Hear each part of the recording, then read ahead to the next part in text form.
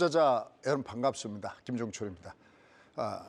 비록 국내 증시는 주말장 지난 일주일 동안의 장세가 별로 안 좋았는데 그래도 오늘 아침에 미 증시가 강한 모습을 보여주니까 그래도 조금은 여러분들이 덜 부담스러운 마음으로 오늘도 TV나 또 유튜브 앞에 앉아 계시지 않나라는 생각을 해봅니다. 일단 오늘 우리가 살펴봐야 될 내용들은 어떤 내용이냐면 일단 먼저 지금의 주가의 조정이 누차 이런 제가 표현하죠. 주가가 조정받을 때 그래서 작년처럼 조정받을 때는 이거는 추세가 하락장이에요. 조심해야 됩니다. 심지어는 담보 부족, 펴는 얘기는 깡통 나옵니다라는 얘기도 하면서 또 아마 여러분 기억에 가장 많이 남는 것은 2021년도 9월 달에 여러분 여긴 중국보다 우리나라장이 더 나빠요. 이렇게 표현하는데 일단 지금 주가가 조정받는 걸 보고서는 뭐라고 표현하냐면 이건 이상한 조정이 아니라 자연스러운 조정이다 라는 표현을 많이 여러분께 드리고 있습니다. 그럼 얘는 왜 이렇게 주가가 급등락의 모습을 보여주느냐. 근데 제가 사실은 저도 제가 한 얘기지만 제가 우리 사진님한테 오늘도 참 반합니다. 이건 사실은 어떻게 보면 이런 표현에서 좀 저기 하지만 그 유료 회원님들한테 하는 정도의 얘기의 수준인데 오늘도 아침에 곧바로 일반 연가 세력형이 있다. 이게 문제냐면 여러분 이런 얘기 들어보셨죠? 주가는 바닥에서 천정 없다. 이게 어떤 거라고 여러 가지 해석일 수 있는데 그중에 하나가 뭐냐면요. 주가가 위에서 조정받을 때도 그냥 내려가는 게 아니라 독특한 패턴을 만들어요. 어떻게 내려가냐면 한번 보실까요? 얘가 밑으로 갈 때 쭉 빠지는 게 아니라 들었다가 내려가면서 소위 5일선 가가 특히 5일선의 하락 파동을 만들거든요. 그냥 안 빠져요. 그 다음에 얘 갖고는 부족해요. 뭐가 나와야 야 이거 진짜 주가 하락하는데 라고 느끼냐면 이렇게 20일 평균선 정도가 하락을 해야 오 진짜 주가가 빠지는데 이렇게 표현하거든요. 이걸 이제 21선 파동이다라고 하고 이 두 개를 합쳐서 뭐라고 얘기할 수 있냐면 이걸 우리가 주가가 하락할 때 패턴이다라고 해요. 무늬 독특한 모양. 근데 그러니까 얘가 내려갈 때 쭉 빠지는 게 아니라 들었다 올렸다 들었다 올렸다 하면서 어느새 모양을 만들었을 때 확 빠지거든요. 근데 얘도 마찬가지예요. 바닥에서 천정 없는 것도 얘랑 똑같이 이게 N자가 아니잖아요. 무슨 얘기냐면 여기 지금 5일 평균선이 올라갈 때 여기 그냥 쭉 올라가지 얘는 N자가 아니잖아요. 그럴 때 너 어디서 빠질래? 그럴 때 얘는 일반형일 때 그냥 일반 제너럴 할 때는 이게 외바닥이니까 진돗개 새끼여서 여기 20도에서 빠지는 게 이게 일반적입니다. 근데 얘가 특수형일 때가 있어요. 야 요번 상승 제법 쓸만한데 얘가 올라가다가 내려가더라도 얘가 이상한 조정이 아닌데 라고 표현할 때는 얘는 세력형까지 갑니다. 그때는 어디냐면 꼭 기억하시오. 여기 지금 동그라미 쳐놨죠? 여기 605입니다. 제가 우리 신구님을 좋아하는 이유가 바로 이런 부분들입니다. 와 대단합니다. 여러분이 과연 그렇게 공부하시나요? 이걸 세력형이라고 합니다. 얘는 미리 말씀인데 얘는 확률이 90.99다. 이게 사실 지금 제가 아침에 할 얘기가 아니고 뒤에 강의할 내용인데 우리 사회자분이 미리 그걸 얘기하는 바람에 제가 미리 얘기를 하고 있습니다. 자, 그럼 이제 오늘 어떻게 잡았느냐. 그리고 얘가 자연스러운 조정이라고 그랬는데 어떤 부분 때인가 제가 한번 타이틀 가지고 한번 설명 들어보도록 하겠습니다. 일단 먼저 주가가 급등락을 보이고 있잖아요. 야, 이거 왜 이렇게 주가가 이렇게 급등락을 보여주고 있지? 요 이유를 알아야 되죠. 항상 제 강의는 Y로 시작해서 Y로 끝납니다. 제가 이런 표현을 많이 합니다. 전 저희 수강생분들한테 항상 제가 입버릇처럼 얘기하는 향후에 뭐랄까 버킷리스트라고 할까요? 제가 30년 이상 이 일에 몸담으면서 저희 반장님이 지켜준 아마 여러분 유튜브에서 너무나 잘 아시죠. 김구지님 저한테 주어진 별명이 있어요. 소녀의 별명은 월화수목 금금금. 그러니까 쉴이 없다는 얘기죠. 저는 진짜 가족을 만나서 미국을 갔을 때도 미국에서조차도 방송을 열고 합니다. 그러니까 시차가 다른데도 그냥 무료 방송이라도 그냥 제가 항상 합니다. 그래서 항상 저는 나중에 은퇴한 다음에 크루즈도 한번 타보고 싶고 여행도 한번 가보고 싶고 그런 얘기를 합니다. 그런 얘기를 하면서 저희 수강생분한테 그런 얘기해요. 여러분들의 아들, 딸들은 오늘도 마찬가지입니다. 지금 TV 앞에 앉아 계시는 한국정대TV 시청자 여러분들 찐팬분들도 여러분들 아들, 딸들은 여러분들이 가르쳐야 되잖아요. 그러시려면 여러분들은 항상 야 주가가 내려가면 왜 내려가는지 올라가면 왜 올라가는지를 파악해야 됩니다. 물론 그 이유를 안다고 그래서 여러분의 대응 전략이 항상 맞는 건 아니지만 내가 합리적으로 이 주가는 이래서 내려갈 수 있겠구나, 이래서 올라갈 수 있겠구나, 그게 틀리든 맞든 여러분은 그런 뭐랄까요, 누구나 보더라도 합리적인 그런 판단을 내릴 수 있도록 항상 공부하는 자세가 좋습니다. 그렇게 시행착오를 겪다 보면 최소한 여러분들은 빅픽처럼이 여러분께 생깁니다. 그래서 why? 야, 너 도대체 왜 이렇게 급등락을 보여? 이 이유를 알아야 되겠고요. 그래서 중요한 것이 뭐냐면 방금 얘기했던 대로 이 패턴이라는 단어가 굉장히 중요합니다. 저는 참고적으로 이 패턴이 33가지를 제가 30년 동안 하면서 모아놨어요. 급등을 줄 때 올라가는 패턴과 급락을 줄 때 내려가는 패턴.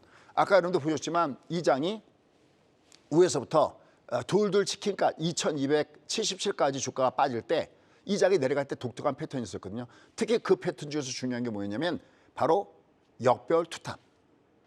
2018년도에 여러분들은 주가가 밑에서 올라갈 때 쉬쉬어 한 척의 배가 남아있습니다 하면서 올라갔다 주가가 밑으로 급락을 볼 때가 있었습니다. 바로 제롬 파웰 의장이 12월 달에 금리 올리면서 급락을 줬을 때가 있었는데 이미 주가는 그걸 알고 있어요. 참 제가 그런 걸 많이 느낍니다.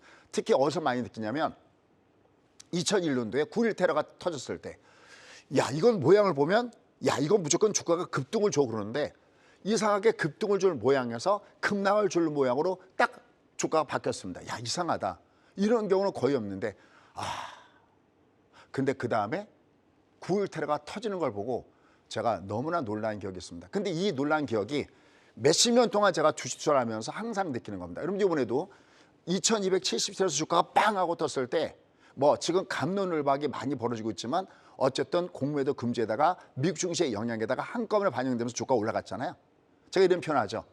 여러분 최소한 주식을 뭐 짧게 말고요. 최소한 그래도 한 5년, 10년, 20년 하신 분들은 많이 느끼는 걸 뭐라고 하냐면 주가가 꼭 뜰만한 위치에 있으면 반드시 호재가 나오고 꼭 두드려 맞을 위치에 있으면 악재가 나옵니다라는 말씀을 드렸죠. 아마 공통적으로 많이 느끼는 겁니다. 이걸 우리가 뭐라고 하냐면 주가 위치라고 그래요. 그러니까 우리가 분석을 할 때 물론 어떤 뉴스나 이런 것들도 좋죠. 뭐 저도 예를 들어서 뭐 미국에서 어떤 뉴스가 있는지 찾아보고 그건 당연한 건데 근데 그보다 더 중요한 게 있습니다. 예를 들어서 우리가 미국 예전에 영국에서 악재가 났을 때 트러스의 악재가 호재다 그럴 때 트러스의 악재가 왜 호재냐 말이죠. 트러스의 악재는 악재인데 주가 위치를 보니까 이미 모든 것이 이미 반영돼서 내려온 흔적이 있어. 야, 그는 오히려 저 같으면 역절갈 쓰겠는데 오히려 이럴 때 일반 투자자들이 투매를 했을 때 나 같으면 걷어가겠는데 이게 바로 트러스 악재가 호재다. 또 지난 3월 달에 실리콘밸리뱅크 문제가 터지고 크레딧 스위스 문제가 터졌을 때 기억나시죠? 아마 여러분들도 기억나고 우리 사지연님도 기억나실 텐데 이때 어떤 얘기냐면 야, 이 악재가 주말에 터진 게 얼마나 다행이더냐. 왜? 지난번에 리먼 사태가 2008년도 리먼 사태가 터질 때도 이게 주말에 딱 터지니까 자기들끼리 모여서 비상사태에 대책을 논의하고 분명히 조치가 나오더라. 여러분들 주말이 지나고 난 다음에 다음 주가 되면 긍정적인 재료가 있을 겁니다. 3월 달부터 주가가 빵 하고 올라갔었죠. 그래서 그때 썼던 용어가 악재가 두더지 새끼처럼 튀어나오더라도 결국은 시장은 뿅망치를 들고 있다. 두더지 장세와 뿅망치 장세. 이게 바로 주가의 위치고 우리가 그것을 주가 지도다라고 얘기를 합니다. 그 주가 지도에서 상당히 중요한 것을 차지하는 것이 바로 이런 33가지 패턴입니다. 여러분 간혹가다 그런 말씀하시는 분 계세요. 야, 차트가 맞더냐 이런 얘기 첫째. 두 번째, 야, 그거 지나간 거 아니야. 근데 제가 항상 여러분께 말씀입니다. 저 한 번도 지나간 거 없고 얘기한 적이 없어요. 주가가 꺾어지기 전에 확 폭락하기 전에 여러분들 주가 위치가 중보다 나쁩니다. 아니면 진짜 얘가 담보 부족 정도 나올 땐 진짜 어렵습니다. 아니면 뭐 작년에 2330이 내리꽂을 때 이게 얼마로 끝날지 모르지만 여기서부터가 끝내 이 길이라. 이번에도 2277까지 내려갔을 때 월말 주가가 어디가 될지 모르지만 여기서부터는 끝내 이 길이라 구간이 들어갑니다. 근데 이번에도 올라갈 때 세력형은 60선에서 눈을 맞습니다. 그러니까 이게 이상한 조정이 아니라 제가 봤을 때 관측이 가능하면 이건 자연스러운 조정인 거죠. 그래서 여러분들은 뭘 알아야 되냐면 꼭 패턴 분석을 꼭 아시고요. 이 33가지 지금 여러분들은 야, 내가 그 33가지 어떻게 다 외워. 저희 회원들도 이거 외워서 하시는 분들 한 분도 안 계세요. 여러분들 가족이 만약에 옛날 부모님께서 뭐 여기서 아들, 딸들 한 10명이고 그 이상 낳았다고 할 때 일일이 가족의 이름이나 얼굴 다 외우는 겁니까? 그게 아니죠. 그냥 직독직해. 보면 아, 이거 매도구나. 아, 이거 매수구나. 아, 얘가 과매도구나. 아, 얘가 올라가면 두두 맞는구나. 이거 어렵지 않습니다. 오늘도 제가 몇 개를 얘기해 볼 테니까요. 꼭 한번 따라와 보십시오. 진짜 다른 뜻 없습니다. 진짜 다른 뜻이 없습니다. 어떤 뜻이냐면 제가 유튜브에서 입버릇처럼 얘기하는 게 있습니다. 어느 날 시간이 지난 다음에 야, 나한테는 참 선생이 있었지. 자기가 30년 동안 깨지면서 배웠던 한 땀 한 땀 쌓았던 그 노하우를 나랑 공유하는 선생이 있었지. 참 고마운 선생이야. 저는 여러분께 그렇게 기억되기를 바랍니다. 야, 뭐 와운의 전문가 중에 한 명이었지. 이게 아닙니다. 뭐 아시는 분들이 아시겠고 어쨌든 오늘은 저도 최선을 다해서 한번 해보도록 하겠습니다. 그다음에 오늘 주가가 위로 올라갔는데 마이크로소프트가 사상 신고가를 돌파했죠. 근데 아마 저한테 미국 강의를 한 번에 들으셨을 분들은 제가 항상 입버릇처럼 얘기했던 주가가 있을 겁니다. 그죠? 엔비디아 주가였죠. 이 장이 올라가다가 꺾어지기 전에도 이 장에 제대로 가려면 엔비디아가 어떤 모습을 보였냐가 매우 중요하다는 말씀드렸어요. 최근에도 주가가 400달러 언더가 주가가 확 빠졌다가 얘가 지금 480달러. 그러면 저점에서도 한 20% 상승을 줬거든요. 항상 제가 입버릇처럼 얘기하는 야, 엔비디아 주가가 앞으로 몇 년 후에 어디까지 갈까? 전 이게 너무나 궁금하다라는 말씀을 계속 여러분께 드리고 있는데 엔비디아의 길을 묻다. 도대체 이게 무슨 얘기인지 이렇게 해서 스피드하게 하도록 하겠고요. 오늘도 제가 만약에 하다가 시간이 부족해서 못하는 것은 10시 30분에 좀 더 디테일하게 따져가 보도록 하겠습니다. 자, 그럼 들어가도록 하겠습니다. 자, 조그맣게 했던 대로 급등락 장세. 너 왜 이렇게 급등락을 보이니? 항상 내가 분석할 때는 소프트웨어와 하드웨어가 중요합니다. 예를 들어서 여러분이 기본적 분석을 잘해. 야, 이 주가가 저평가돼 있어. 오케이, 알겠어요. 좋은데 내가 기본적 분석만 하다 보면 어떤 경우가 생기냐면 얘가 밑으로 내려갔을 때 얘가 저평가야. 그럼 내려가면 더 저평가겠죠.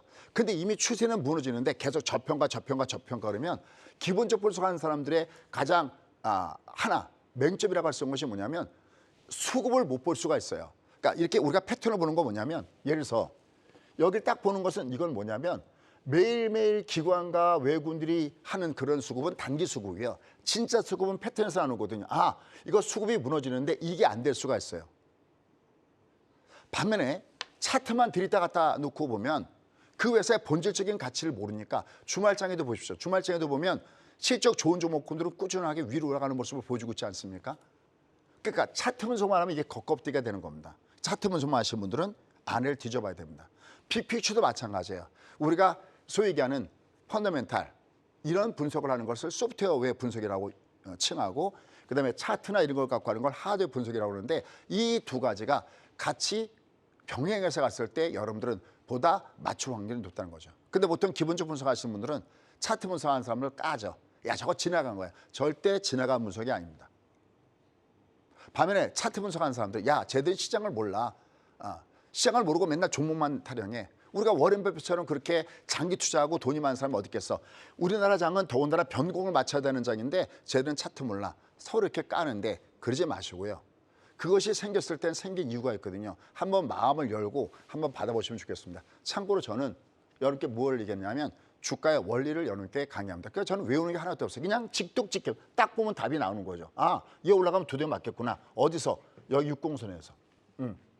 그 얘 내려가도 그냥 안 빠지겠구나. 뒤에 가면 얘가 빠질 수 없는 이유가 있고요. 얘는 얘 다시 이제 오늘 아침에 미국 증시가 좋으면서 야간 선물 올랐잖아요. 얘는 또 올라가면 또 두 대 맞게끔 됐습니다. Why? 왜 그러냐라는 거죠. 자, 일단 먼저 소프트웨어부터 얘가 왜 이렇게 급등락을 보이지? 우리가 체크 포인트는 어디에 있지? 이걸 받아야 된다라는 겁니다. 자, 그럼 첫 번째 뭘까요? 여러분들 제가 가장 입버릇처럼 얘기하는 게 뭐냐면 미국 증시가 강해야 우리가 강할 수 있다. 그래서 무슨 소리입니까? 미국이 강했는데도 우리나라 별로 강하지 않았는데 아닙니다. 그래도 얘가 200포인트 올라간 다음에 200포인트에서 반을 빼먹은 겁니다. 그래도 월초 대비 양보해놓은 것은 굉장히 중요한 역할을 하고 있습니다. 그럼 미국에서도 가장 중요한 게 뭘까요? 소프트웨어 분석 중에서 넘버1은 항상 이렇게 그런 말씀이죠. 뭐 이스라엘 8.4 문제가 터졌을 때 여러분께 저는 워낙 국제 정치에 관심이 있으니까 그분에서 설명드리지만 프라이머리 키는 이게 아니다. 프라이머리 키는 뭐죠? 그렇습니다. 프라이머리 키는 뭐 지금 별의별 게 다 나와도 다 쓸데없습니다. 딱 하나만 보시면 됩니다. 뭐 국채 수익률이요. 여기를 보시면요. 여기 우리 표현으로 하면 얘가 이게 흑산벽이 나온 거거든요. 여기가 우리 표현식으로 할게요. 미국은 내려갈 때 빨간색이니까 흑산벽이 나왔을 때 얘는 올라갈 때 조심해야 됩니다. 얘가 올라가다가 저기를 뚫지 못하고 꺾어지게 되면은 이 국채는 고점을 찍었다고 봐야 된다라고 했거든요. 그러면서 미리 말씀드린 것이 5%가 갔을 땐 제가 뭐라고 표현했냐면 시 비상사태다. 만약 얘가 5% 올라가게끔 놔준다면 예전에 트러스 약자랑 똑같아요. 이게 나라가 망하는 거거든요. 이게 5% 이상이 계속 고공행진을 벌이면 미국 자체가 망한다면 그 얘기가 이해가 갑니까? 물론 미국은 기축통화국이니까 망하지 않겠지만 미국이 망한다는 건 뭐냐면 그만큼 굉장히 위기에 들어간다는 거죠. 지금 미국의 재정 상태가 아주 안 좋잖아요, 여러분들. 그러니까 이게 5% 이상 올라가게 되면 이건 굉장히 큰 문제가 생긴다라고 미리 예고 말씀을 드리고 그 다음에 얘가 역시 빌 에크먼이 내가 쇼커버링 들어갔다라는 얘기를 했었고 얘가 이게 저점을 깼잖아요. 이게 일본입니다. 그죠? 근데 자 보십시오. 얘가 밑창으로 내갔다가 밑에서 강하게 장대 양봉으로 올라왔죠. 특히 여기에 원인 제공했던 것이 바로 여기 30년 물짜리가 여기 원인 제공하면서 빡 올라가니까 순간적으로 미국 증시도 푹 내려갔었고 이게 내려갔던 것이 우리나라 시장에 작용하면서 확 같이 잡아먹었잖아요. 그러니까 항상 여러분들은 항상 이 국채 수익률에다가 신경을 쓰시면서 얘가 어떻게 움직임을 봐야 됩니다. 근데 이건 얘는 이미 이게 아니어도 그러니까 이쪽이 아니어도 얘는 올라가기 때문에 좋습니다. 무슨 얘기냐면 우리가 꺾어질 때는 5가가가 나오고요. 그 다음에 꺾어지면 20가가가 나오고 주가가 꺾을 때는 패턴 분석 얘기하는 겁니다. 얘가 60가가 이게 주가가 꺾어지는 순서거든요. 근데 얘가 올라가다가 이 주가 이렇게 올라가다가 환율하고 똑같아요. 올라가다가 일단 얘가 하늘을 봐야 별을 따죠. 외봉이 나와야 쌍봉을 주잖아요. 근데 얘가 외봉을 주는 요건은 뭐냐면 이게 얘보다 먼저 나오는 것이 캔들이거든요. 캔들이 얘가 확 빠져서 내려갔다가 다시 올라갔다 캔들이 저점을 깨잖아요. 그러니까 작은 것이 쌍봉을 주면서 저점을 깨버리면 큰 것이 가격 조정을 줘버립니다. 캔들이 가격 조정 앤드 가격 조정으로 저점을 깨버리니까 이제 여기서 외봉을 준 거예요. 어떤 뜻인지 아시죠? 이게 올라가다가 외봉을 줬다는 얘기는 얘는 그냥 안 빠지고 올라간다는 얘기입니다. 이게 내가 이걸 모르면 이게 분석이 되질 않습니다. 그러니까 얘가 캔들이 가격 조정인데 가격 조정이니까 이게 캔들이 이제 쌍으로 끝난 거죠. 하지만 5일선이 외봉이니까 얘는 어차피 다시 조정받았을 때도 뭐 다음에 무슨 핑계를 대고 있어서 얘는 위로 올라갈 수 있다는 거죠. 대신 얘가 이제 올라갔다가 다시 이렇게 꺾어지는가 여부를 보시는 것이 매우 중요하다라고 얘기할 수가 있겠습니다. 그럼 역시 여기 10년짜리를 자극하고 특히 30년짜리를 자극했는데 이건 이미 여러분 아시죠? 바로 이 내용이었죠. 바로 30년짜리 국채 입찰 수요가 부진을 겪었다. 그 앞에 10년짜리를 양호했는데 요게 입찰이 수요가 부진을 겪었다 하면서 30물 금리가 급등을 주는 모습을 보여줬다는 것을 우리가 체크할 수가 있겠습니다. 근데 이거는요 사실은 여기에다가 하나 더 터졌던 것이 바로 제롬 파웰의 발언이었죠.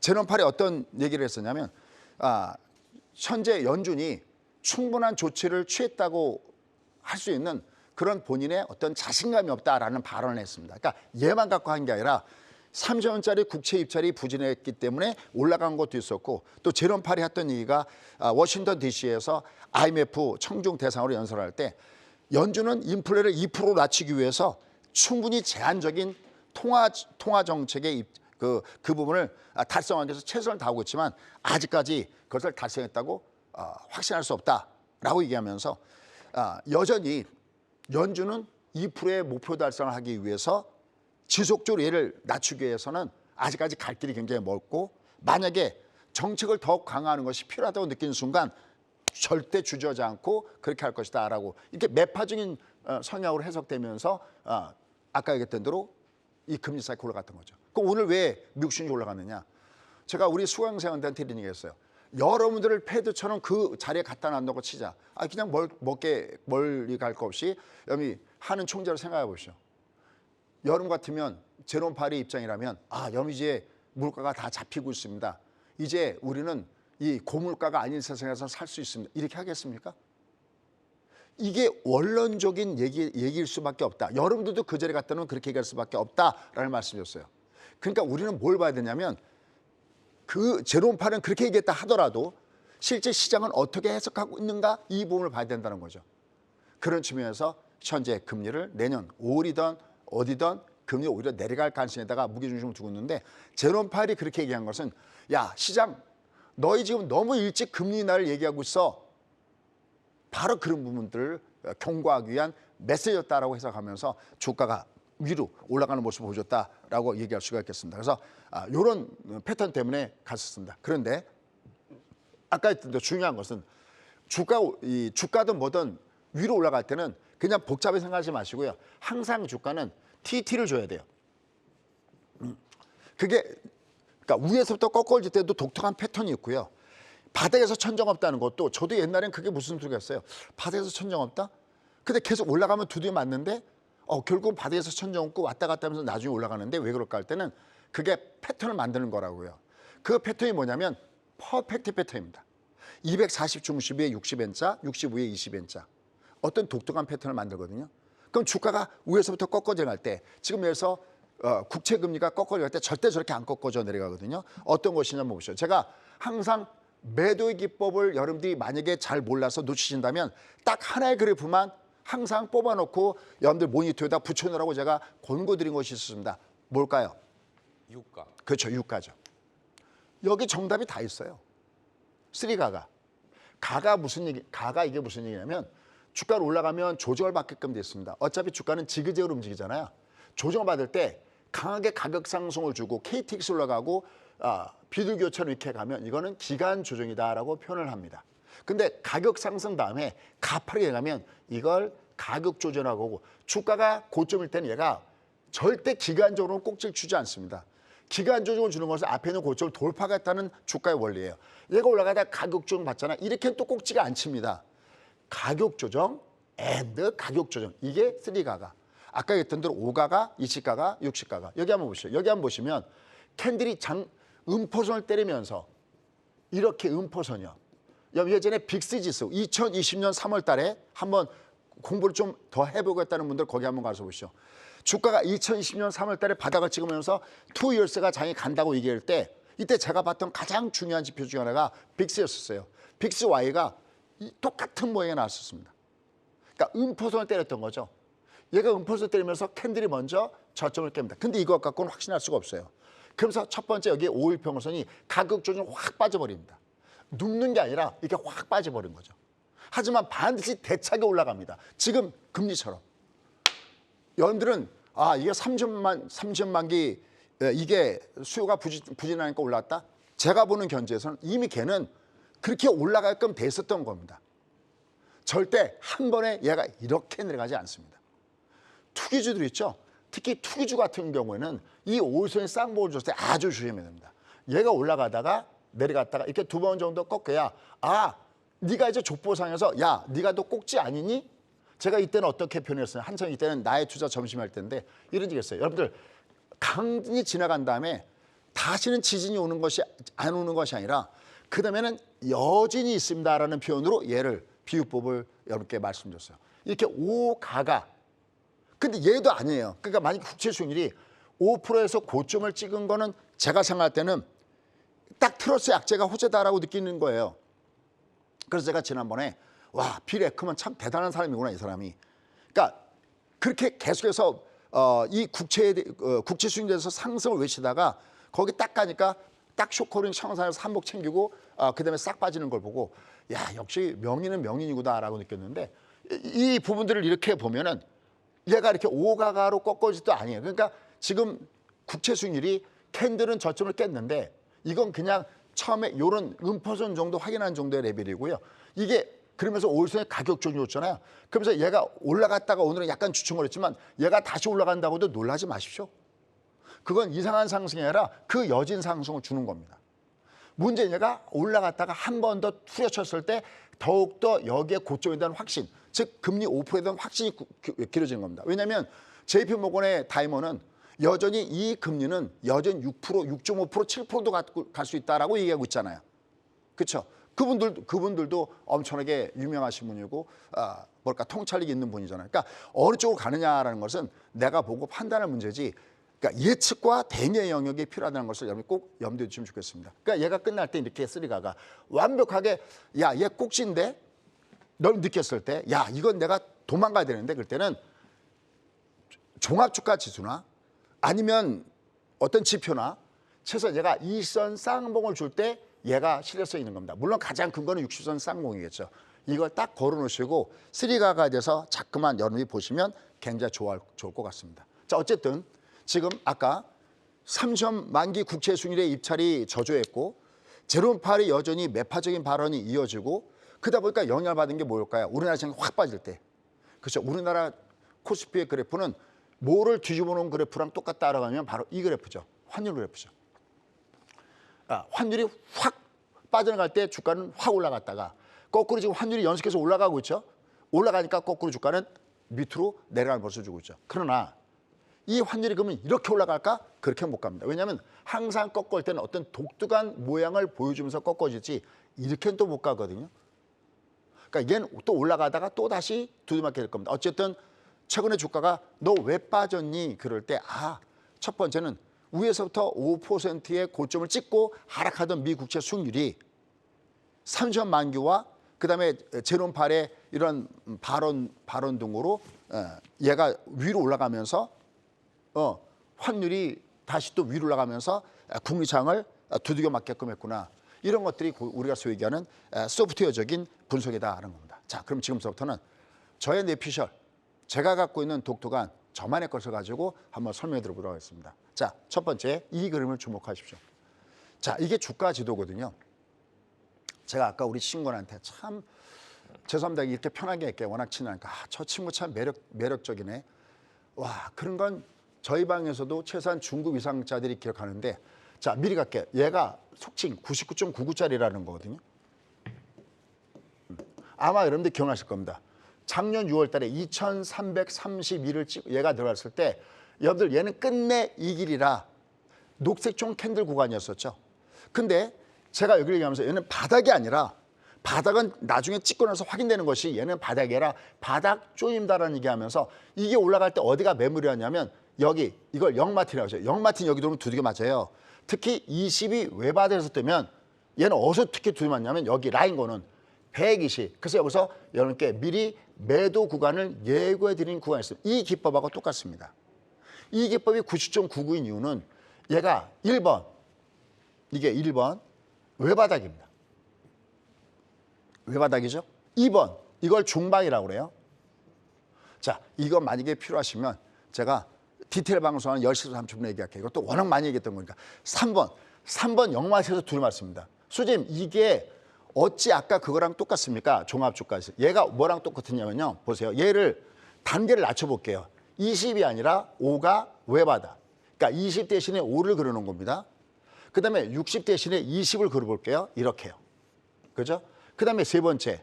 이게 중요한 부분들인데 얘는 202가 얘가 120과 240인데 얘는 5일선이니까 얘보다 낮은 60에서 얘가 두드맞는 겁니다.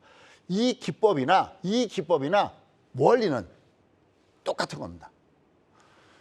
얘를 뒤집어 보면 매수에서 환상적인 신호가 됩니다. 무슨 얘기냐면 제가 맨날 그런 얘기하죠. 외봉은 절대 끝나지 않는다 그러죠. 얘가 외보로 조져맞았어. 많이 여러분 갖고 있는 종목이 외봉을 조져맞았어.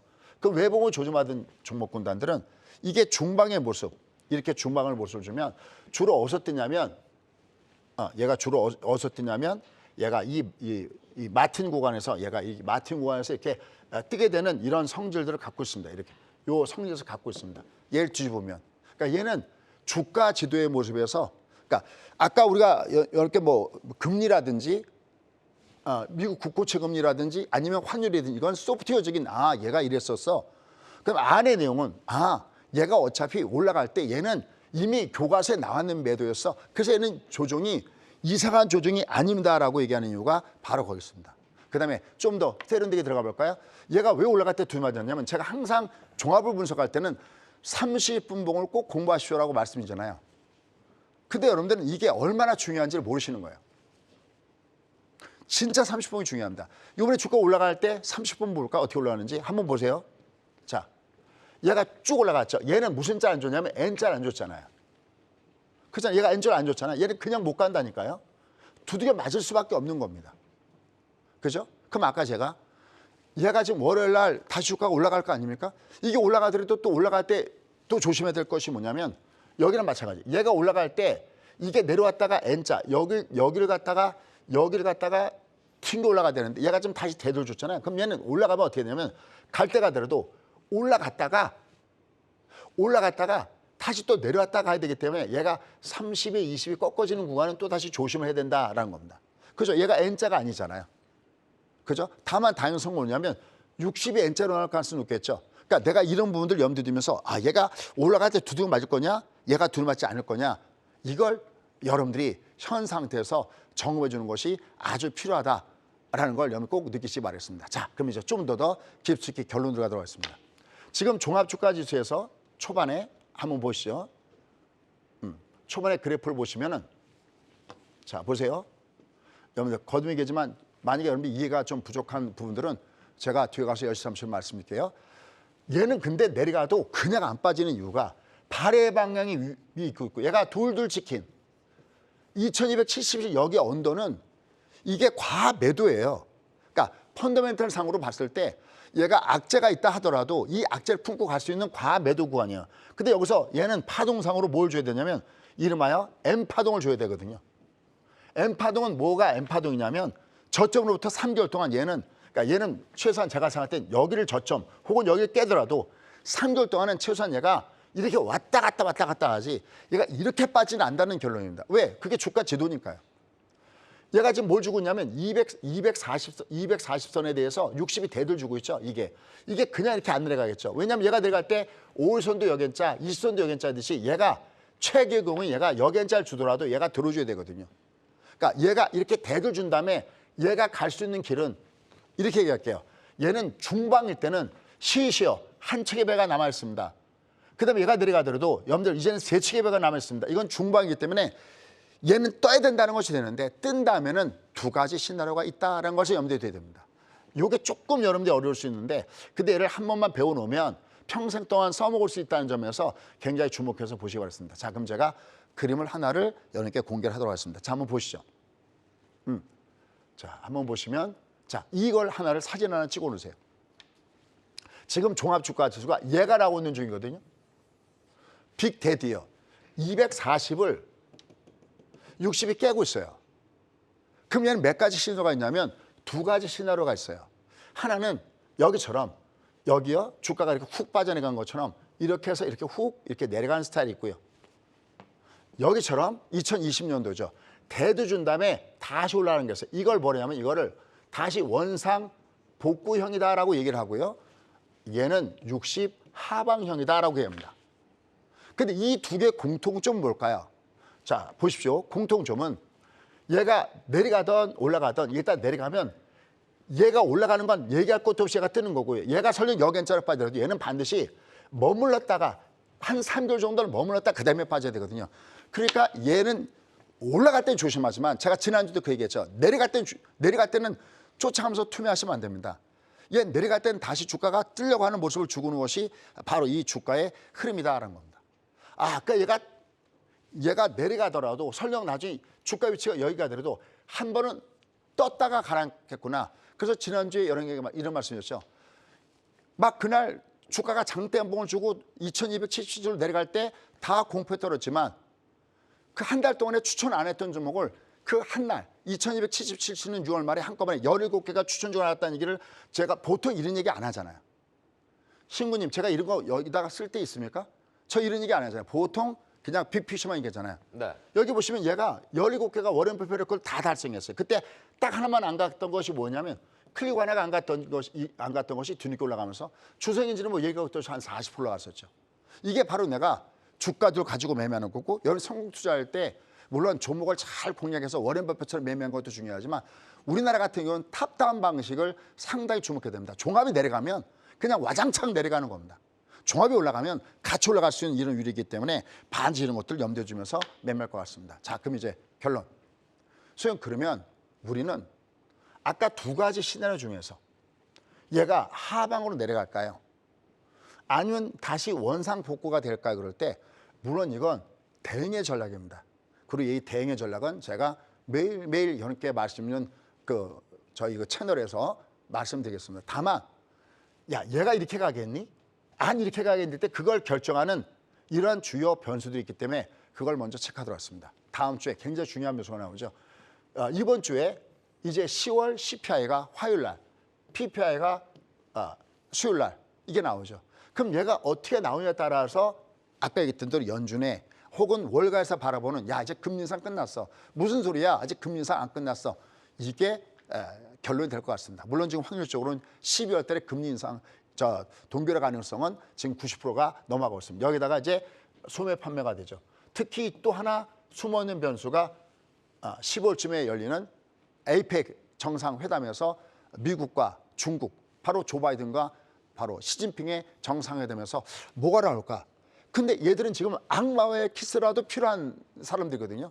조 바이든은 지금 트럼프에 대해서 지지율이 10% 이상 떨어지기 때문에 지금 진짜 뭐 나중에 뭐 하더라도 악마의 키스가 필요하고 시진핑은 난리죠. 아니 대학생들 열심히 공부해서 자기가 좋은 직장 찾겠다 그러는데 여러분들 예전에 뭐 떠오르는 게 있을 것 같습니다. 야 너희 일자리 없으면 시골로 돌아가. 여러분 같으면 시골로 돌아가겠습니까? 그렇죠? 알게 모르게 폐쇄적인 사회로 갇혀서 그렇지 시진핑도 굉장히 위기실 겁니다. 특히 최근에 리커창 총리가 죽으면서 불만의 목소리가 리커창 이 죽음을 애도하는 쪽으로 나온다는 거 많이 아실 겁니다. 자, 이런 건 제가 시간 날 때 다른 채널에서 별도로 한번 말씀드리고 있고요. 그러니까 둘 다 악마의 키스가 필요한 상황에서 과연 이번에 정상회담에서 어떤 얘기가 나올 것이냐라는 것을 굉장히 우리가 주목해 줘야 됩니다. 그런데 때마침 대중 관련돼서 좋은 재료가 하나가 나왔죠. 제가 계속 항상 미국 증시할 때 딱 하나, 얘는 여러분이 주목해서 소슈라고 얘기했던 것이 있습니다. 그 이름이 뭡니까? 그럼 제가 항상 미국 주식하면 딱 하나만 얘기하죠.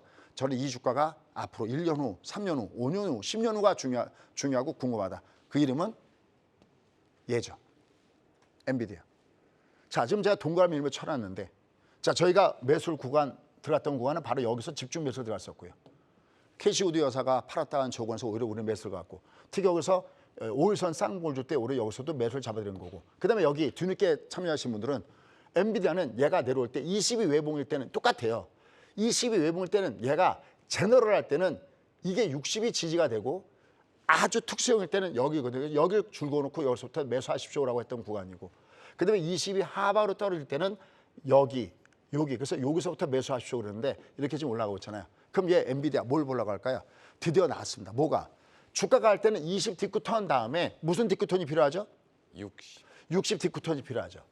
얘가 왜 올라가냐 둘 맞냐면 얘는 20은 디쿠턴 N자가 나왔는데 60은 디쿠턴이 없었죠 얘가. 근데 얘가 드디어 딛고 턴을 주려고 모양을 만들고 있죠. 아직 아닙니다. 이 모양은 완결된 건 아닙니다. 다만 예전에 여러분께 항상 연속곡처럼 얘기하는 게 뭐냐면 얘가 엔비디아가 본격적으로 가면 이 시장은 제법 강하게 살아날 가능성이 높은데 그건 바로 500달러가 저항이 아니라 500달러가 지지가 되려면 뚫고 올라간 다음에 딛고 턴하는 모습을 보여주는 것이 상호 주가에서 매우 중요한 이런 위치에 있다는 것을 염두에 두시고 매매 플레이를 잡아가시면 되겠습니다. 자, 그래서 결론. 체리 주가가 급등락을 보였던 가장 큰 이유는 어디 있을까? 얘는 일단 여기가 과매도 구묘니까 얘는 튕겨 올라갔습니다. 근데 올라갈 때 얘는 파동이 아니니까 이게 5일선이 그냥은 못 가고 특히 얘가 외바닥에 중방에 60선 들이맞은 것이 당연한 입장이었었습니다. 주가가 올라면 이렇게 5가 디쿠턴, 여기 보면 20이 디쿠턴, 60이 디쿠턴 이게 주가가 갈 때 자동적으로 나오는 파동론입니다. 얘는 거듭이지만 차트 분석이 아니라 파동론이기 때문에 이 부분은 계속해서 왔다 갔다 하면서 변동성을 보일 구간이 형성되기 때문에 위로는 줄여야 되겠고 내려갈 땐 겁먹지 말고 매수해야 되는데 자세한 사항은 좀 이따가 10시 반에 뵙도록 하겠습니다.